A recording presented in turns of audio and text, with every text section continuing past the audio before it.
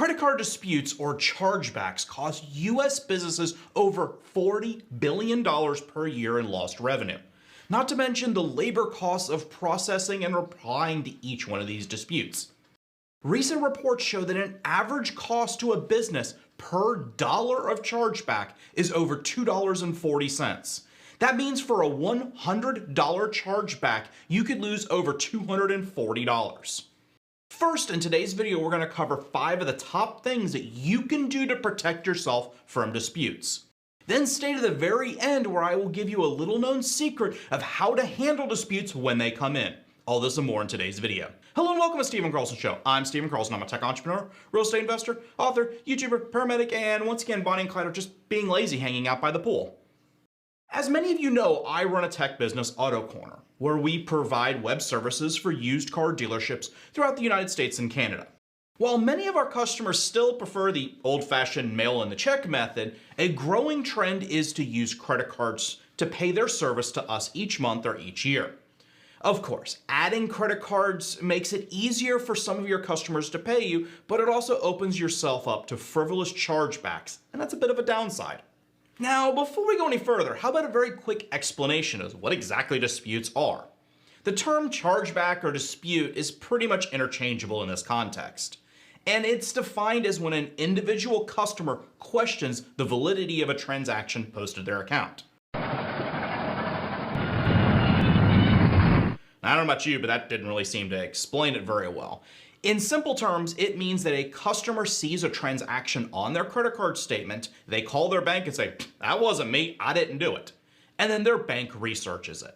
Usually this involves them contacting their bank either through a phone call or going in person or filling out an online form, and they basically go one of two routes. Either they say that they never authorized the transaction, or 2, that they just want a refund because they're dissatisfied with the product or service. In my experience, most disputes that at least we've received come from the first, where they said they never authorized the transaction.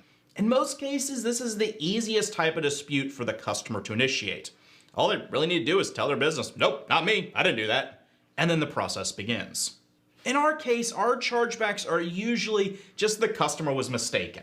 For example, maybe one business owner paid for the service with us and the other one just didn't realize it. So when they saw the credit card statement come in the end of the month, they disputed it with their bank because they didn't recognize it. We usually handle this with a simple phone call to them saying, "Did you guys mean to dispute this?" Then almost always they apologize, they call their bank and they fix it. That handles most of our disputes. And this brings me to our very first tip on the list. Number 1, use a consistent company name. If your customers know you as Johnny's Candy Shop, your merchant account should use that name when you process your credit cards. Even if your actual company name is JCS Inc., make sure you spell out Johnny's Candy Shop. Now, of course, there are a limited number of characters that you can use to spell out your company name, so sometimes you must be creative. Just make sure it sounds very close to your company name so your customers know what it is. If your customer does not recognize the name of the company, they will most likely dispute the transaction. This was a problem for us years back in the past because our customers know us as Auto Corner, which is technically our brand. Our company name is Stocknum Systems. After a few years of this causing a ton of disputes, when people did not recognize Stocknum Systems on their credit card statement, we had our merchant account update it so it says Auto Corner. And this fixed most of our disputes completely overnight. Number 2, keep documentation. Look, I get it, nobody likes paperwork, but keeping accurate transaction logs is a complete must for you. Luckily, most point-of-sale systems, both the in-person cash register systems for storefronts and the virtual online shopping ones, have built-in tools to keep most of this information completely for you without you having to do anything.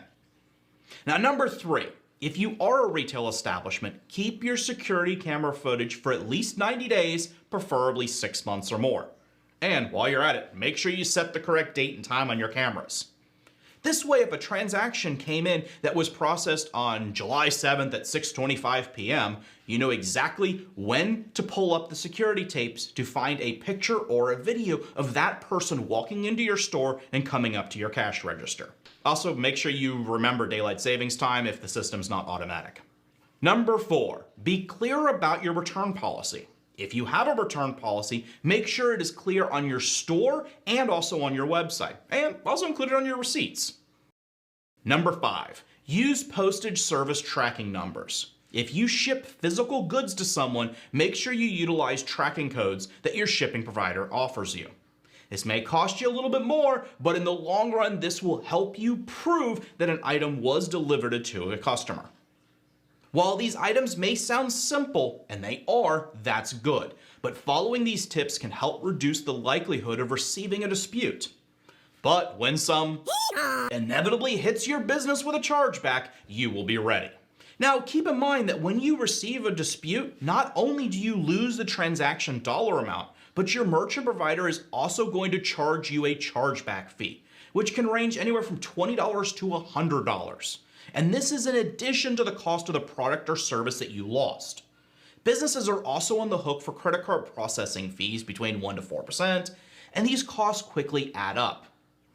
Remember a few minutes ago when I said that for every $1 disputed, you lose $2.40.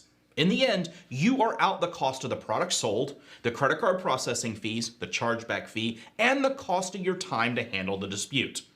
Over the years, we've handled all the disputes in-house. One of my staff members would research the transaction, dig up the credit card receipt, the IP address, the people using the credit card online, and other details about the transaction. And we would use this to answer the dispute. This usually took a few hours to kind of get everything together, and in the end, we still lost pretty much every dispute.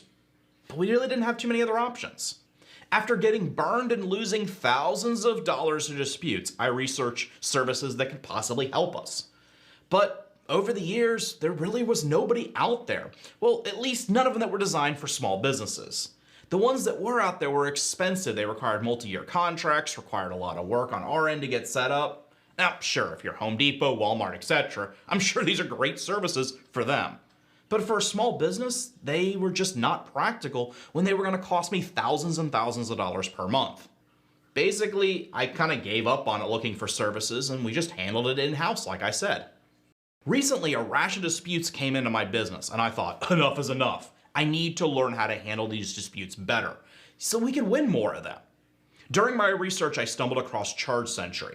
Their website claimed that they could handle all of my disputes for a flat fee starting at about $100 per month. Honestly, I thought this was kind of too good to be true, because come on, between you and me, how can they possibly do a better job of researching and responding to disputes than me? I know my business, I know my customers, how could they possibly do better for me? But I was wrong. I discussed some of my previous disputes with them, and they showed me where I was making my mistakes when I answered my questions. I was including way too much information that didn't help my case, and I was omitting the data that I really needed to include that would have helped me win. With ChargeSentry, they're able to put all their experience together and put everything together in a concise yet highly impactful chargeback response on your behalf. I was still a bit skeptical, and the last thing that I wanted to do was to get stuck with a system I didn't like in a long-term contract and pay a ton of money for it. But since they offer month to month and they have a fully money-back guarantee, I figured, what the heck, give it a shot. I really wish that I had known about them years ago. I would have saved tens of thousands of dollars in losses. I'll put a link down to them down in the show notes so you guys can check them out. I think you guys will like them. Check them out, let me know what you think. So far, I've loved their service. I'm going to give it a handful of months and I'll come back with a follow-up review letting you know how everything worked out.